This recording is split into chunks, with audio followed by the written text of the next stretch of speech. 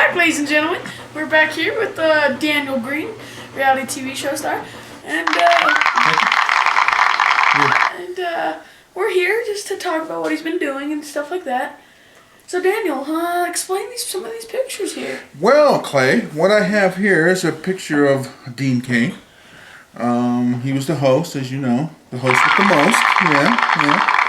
Yeah. One of the true stars was Dr. Todd Disotell. He was on Monster Quest and all those cool shows I like to watch. And we got to be pretty good friends. Of course, we did clash on the show. You know. Yeah, we did. Some of my, I thought some of my stuff was better than he thought, evidently. So, but you know what? That's his professional opinion, and I respect it, and that's fine. What else do I have here? Me and Dean. Yeah, we kind of look like twinsies. And me at Mount Shasta. I mean, not Mount Shasta. Mount St. Helens. And Ape Canyon is not too far from there. Explain Ape Canyon for us. Ape Canyon was a place up in that area in the canyon that supposedly some miners were up there. And they shot at Bigfoot. Okay. The Bigfoot went off and came back with some buddies of his. Some other Bigfoots came and they pelted the cabin with rocks. And you know the miners were all scared and stuff like that. And they left and never went back to Ape Canyon. That's why it's called Ape Canyon. That's interesting, sir, because you too have had some Bigfoot experiences, haven't you? I have. Why don't you explain that to our audience? Okay. Well, my first recollection of seeing Bigfoot was with my sister, Cheryl.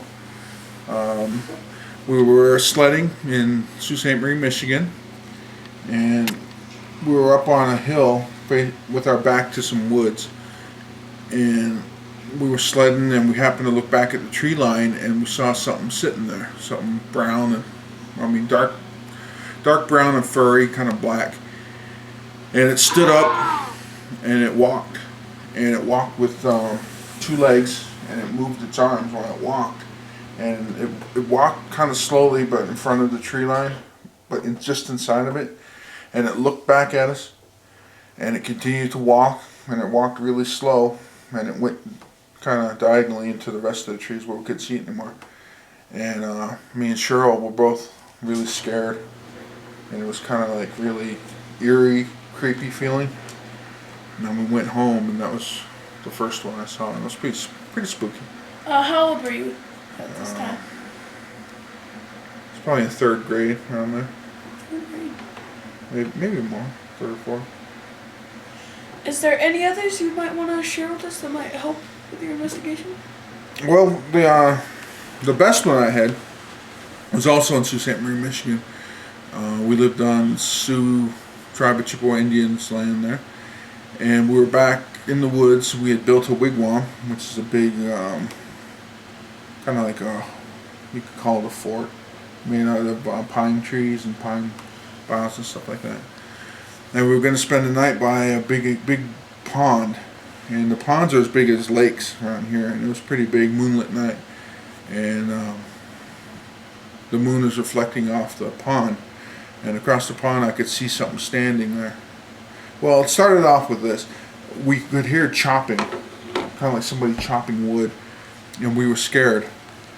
And, you know, we thought it was somebody killing somebody, because that's all we could hear was chop, chop, chop. And so we're trying to figure out what it was, because we're deep in the woods. And I poked my head out of the wigwam, and I could see something across the pond, and it was standing by a big tree, and it was hitting it. And at first we said, oh, someone's chopping somebody over there, you know. And I looked over there again, and I could see it was big, tall black thing. You know, it was hairy, had big, long arms. Then it had a big stick in its hand, and it was whacking on a tree. And it was hitting the tree for like a couple minutes. Just one, and it would stop. And, you know, I watched it for a few minutes. Then it'd start again. And so we talked about it, and, you know, thought how weird it was. And we thought we better get out of there.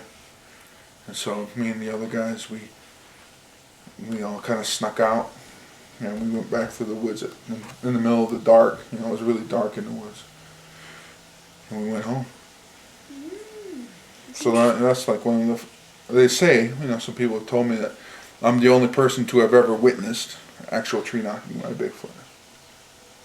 So that's kind of neat. Okay, Daniel, we're gonna take a short break here. So we'll see you in a couple minutes. Okay.